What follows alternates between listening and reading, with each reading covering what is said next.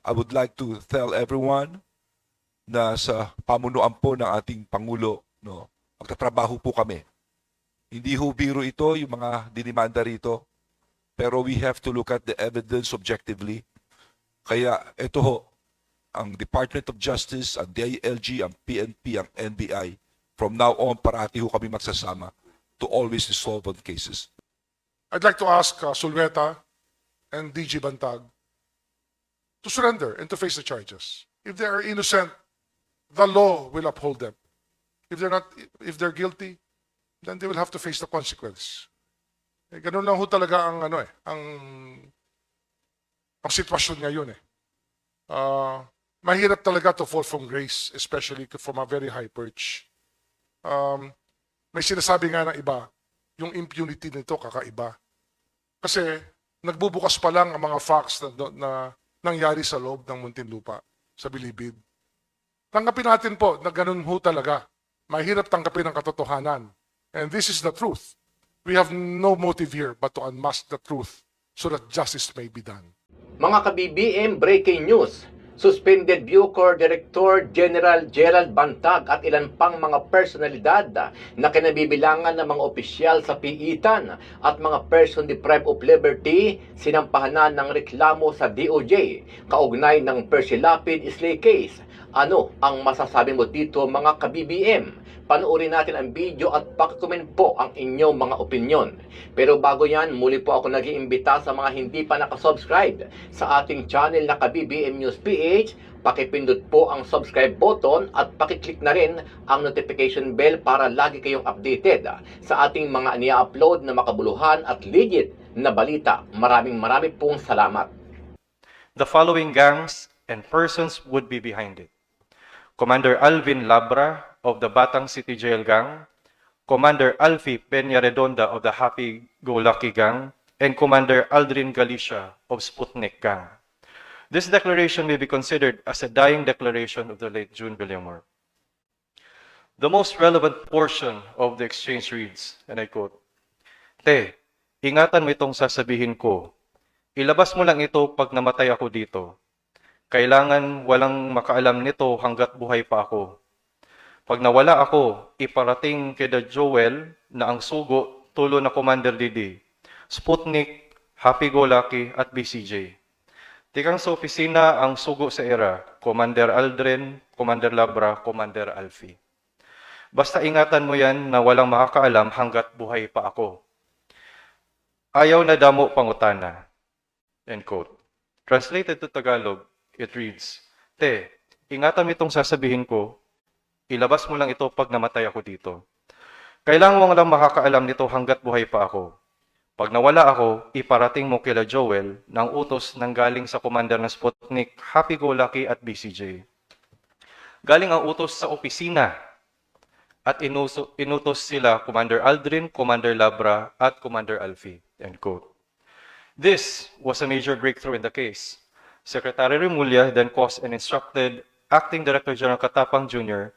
to transfer the custody of those mentioned in the Facebook chat to the custody of the National Bureau of Investigation for further questioning and investigation.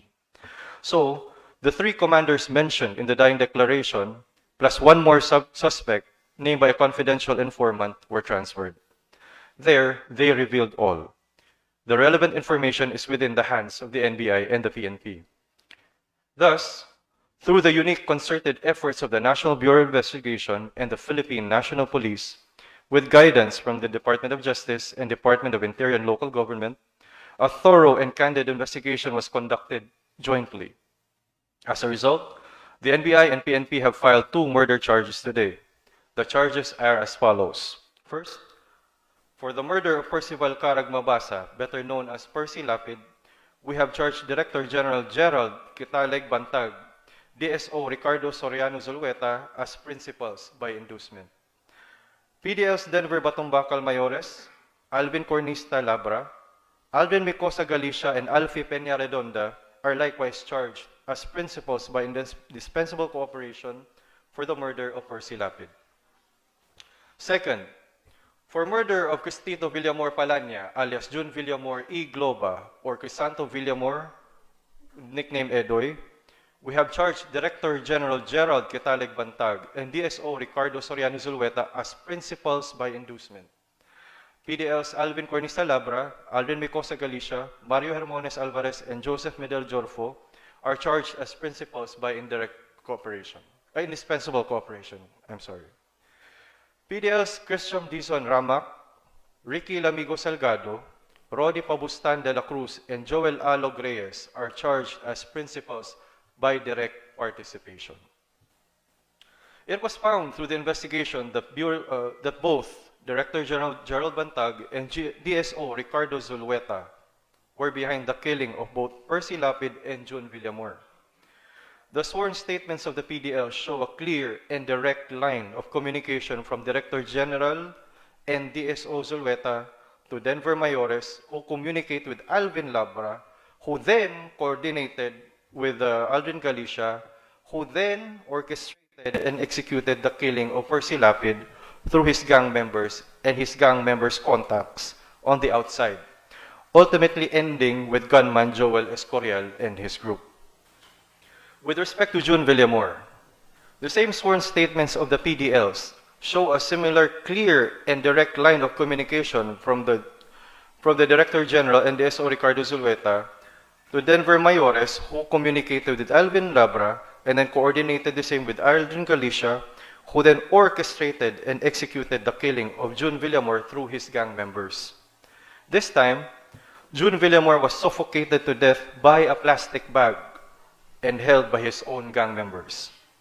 This unique circumstance shows that the order came from a high official of the Bucor. One usually seeks refuge and protection from his own gang members.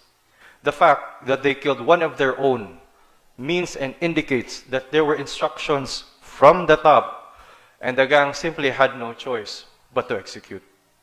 Director General Bantag had a clear motive to effect the murders. For Percy Lapid, it was continued expose by the latter of the issues against the former on his show, Lapid Fire.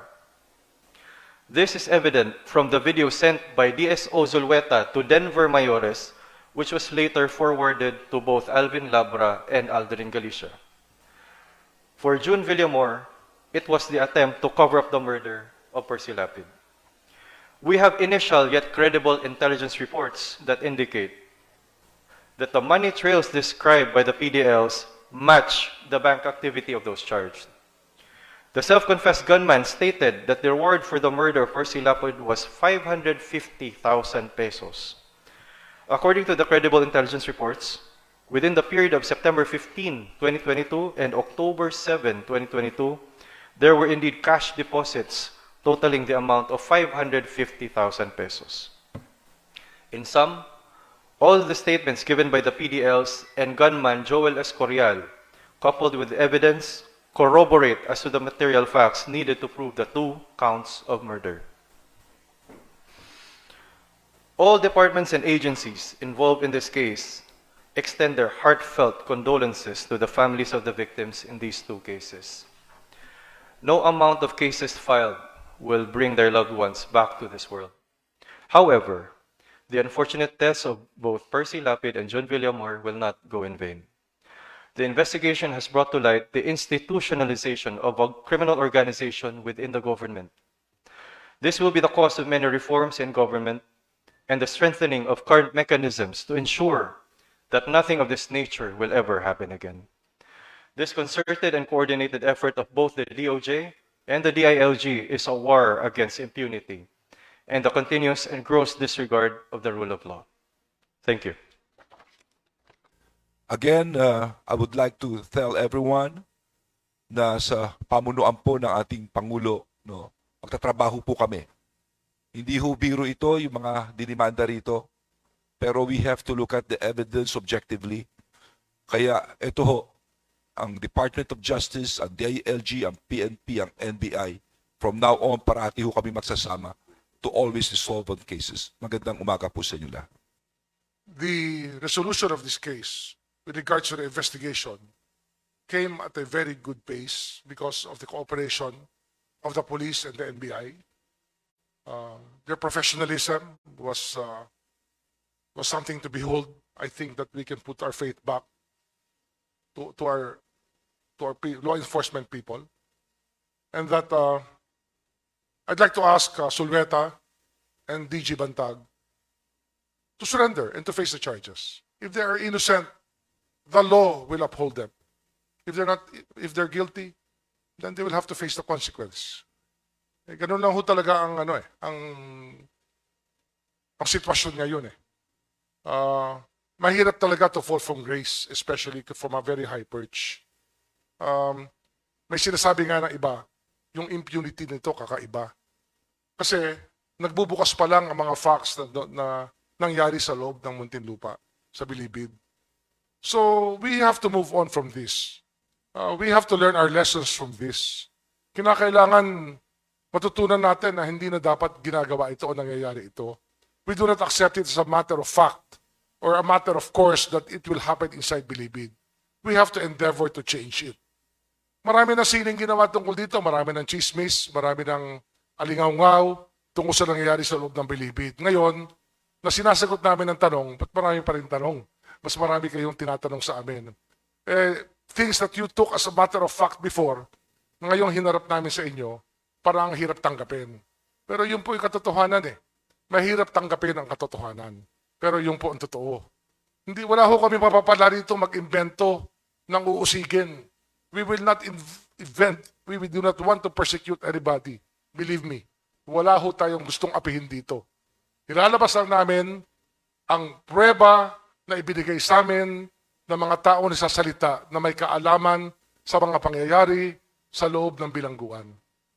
Tanggapin natin po na ganun ho talaga. Mahirap tanggapin ang katotohanan. And this is the truth. We have no motive here but to unmask the truth so that justice may be done. Maraming salamat po.